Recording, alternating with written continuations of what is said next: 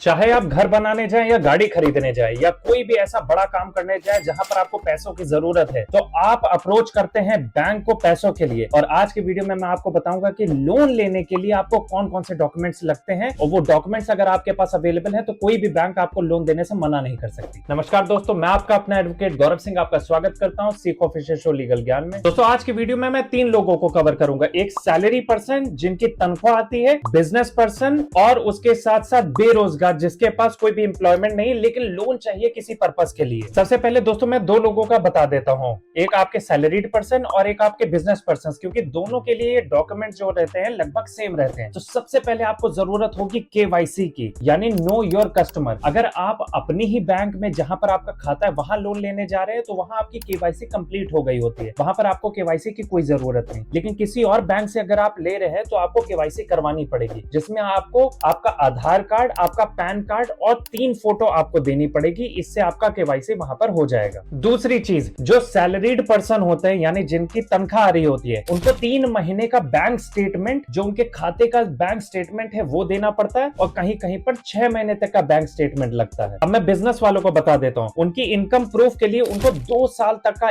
ITR लगाना पड़ता है, और उसके साथ साथ उनकी जो बैलेंस शीट है उससे कोई मतलब नहीं है कि वो लॉस में या प्रॉफिट में, आपको वो बैलेंस शीट भी लगानी पड़ती है अगर आपको लोन बैंक से अप्रूव कराना है। तीसरी चीज जो सैलरीड पर्सन के लिए लगती है वो होती है आपकी सैलरी स्लिप। तो 2 साल की आपकी सैलरी स्लिप भी लगानी पड़ेगी। उसके साथ साथ जहां पर आप काम कर रहे हैं वहां का आपको एक आईडी प्रूफ मिलता है कि ये यहां पर काम कर रहे हैं, वो भी आपको उसके साथ लगाना होगा। दोस्तों, अब हम बात कर लेते हैं बिजनेसमैन की। बिजनेसमैन के कंडीशन में क्या लगता है, जिस आवास में वो रह रहे होते हैं वहां का एक इलेक्ट्रिसिटी बिल लगता है, या जहां पर उनकी दुकान है तो वहां पर अगर वो रेंट पे है, जो रेंट का अग्रीमेंट होगा वो अग्रीमेंट लगेगा, और उसके साथ साथ जीएसटी अगर उन्होंने करवा रखा है तो वो जीएसटी का डॉक्यूमेंट भी लगेगा। अब दोस्तों आखिर में मैं उन लोगों की बात कर लेता हूं जो बेरोजगार है, जिनके पास जॉब नहीं है लेकिन उन्हें लोन चाहिए। तो उनके लिए दोस्तों मैं बहुत ही क्लियर बता दूं कि उनके अकाउंट का ट्रांजैक्शन, यानी उनके खाते में कहीं से पैसा आ रहा है, उस चीज का स्टेटमेंट अगर उनको मिल जाए, उसके लिए आपको क्या कराना पड़ेगा कि अपने खाते में कुछ पैसा डलवा लीजिए चेक के माध्यम से, तो आपका बैंक स्टेटमेंट तैयार हो जाएगा, और उसके माध्यम से आपको लोन जो है इजिली अप्रूव हो जाएगा किसी भी संस्था से। और दोस्तों उसके साथ साथ अगर आपको ये वीडियो अच्छी लगी हो तो इसे लाइक जरूर से कर दीजिए, और इसके नीचे दिए गए